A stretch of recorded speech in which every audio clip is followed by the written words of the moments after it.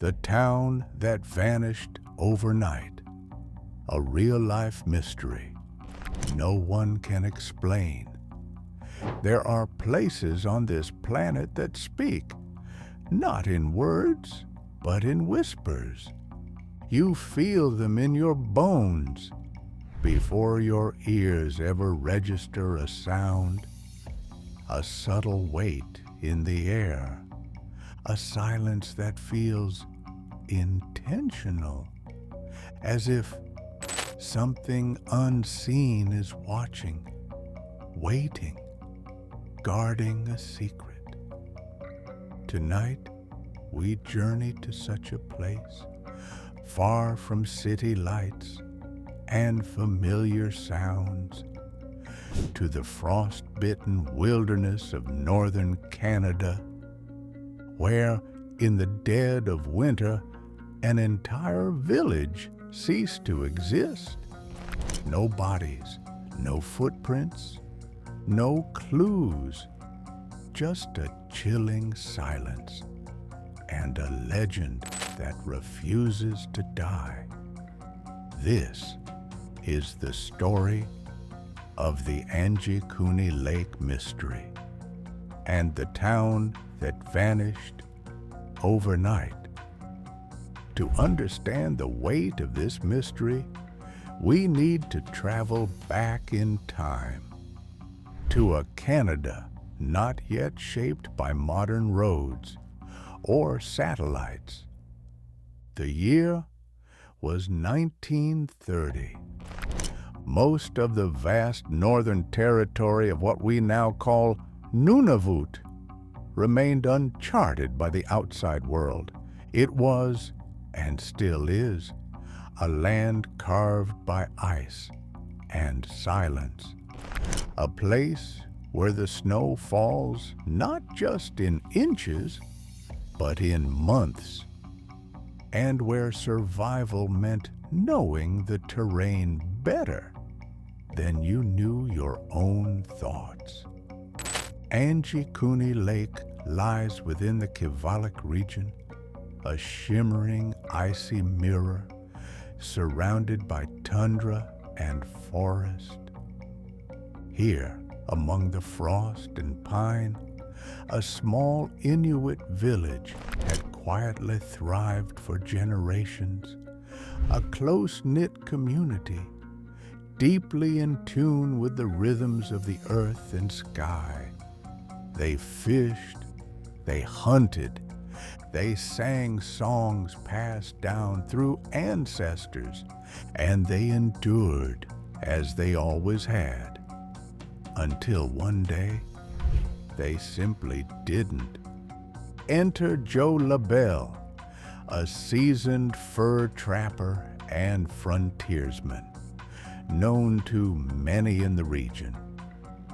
He had passed through the Angikuni village several times in previous years, trading supplies, sharing a fire with the villagers. They were kind, welcoming, the sort of people who left an impression on a man used to solitude.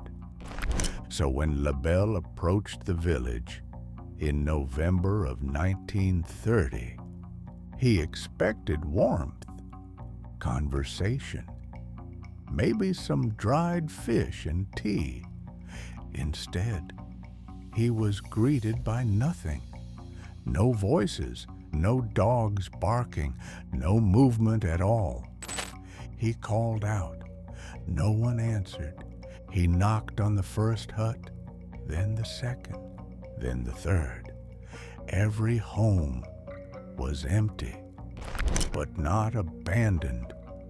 The fires still burned, low embers glowing like forgotten memories. Clothes were neatly folded. Cooking pots still hung over flames. Stew thickening into tar. Even a child's toy sat frozen on a porch step, as if dropped mid-play.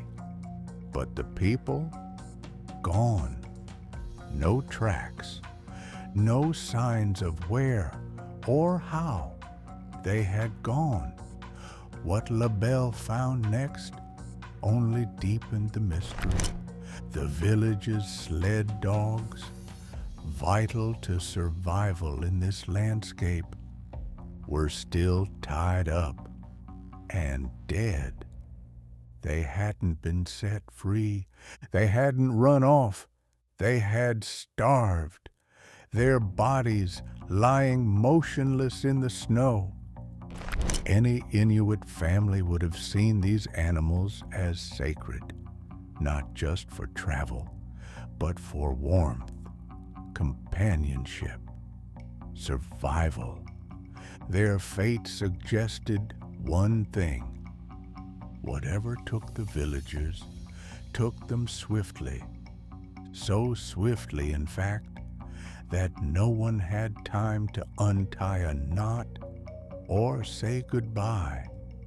Disturbed and fearful, LaBelle made the long journey to the nearest telegraph station, an agonizing trip through snow and isolation, to alert the Royal Canadian Mounted Police.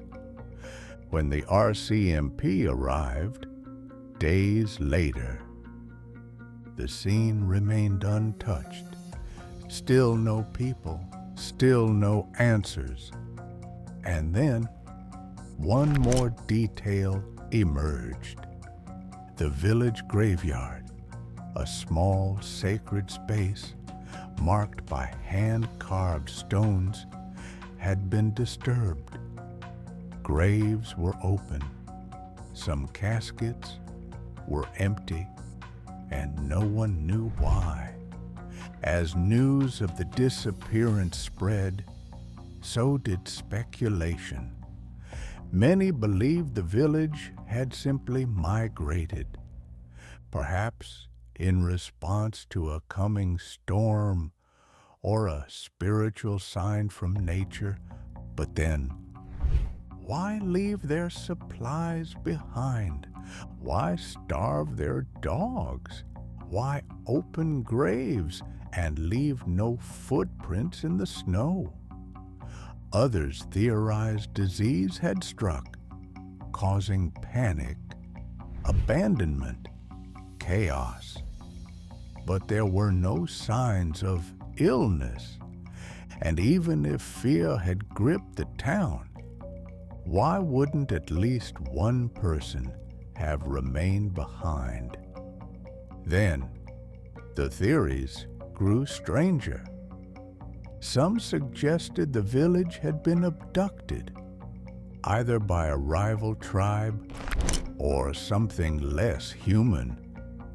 Others believed a dimensional rift had swallowed the town whole, a spontaneous portal that opened, consumed them, and vanished.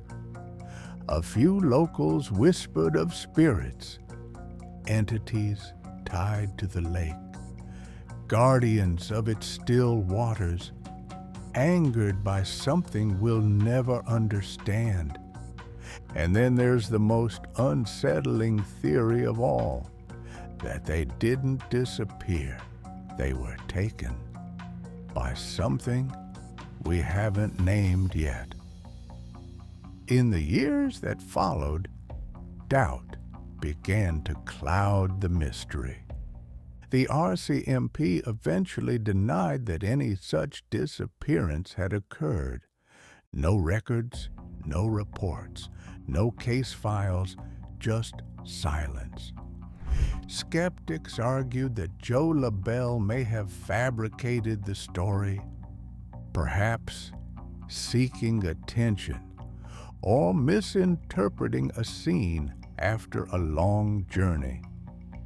They point out that no newspaper records from the time directly confirm the event, that even paranormal books referencing it often source the same few lines, passed from author to author like a myth, mutating with time. But then, why do Inuit oral traditions speak of strange occurrences around the lake? Why do modern adventurers still report odd feelings in the area? Flashes of light in the sky, an unnatural quietness, the sensation of being watched?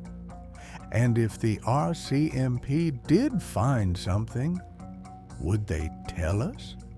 Or would it be buried beneath decades of bureaucracy and frost?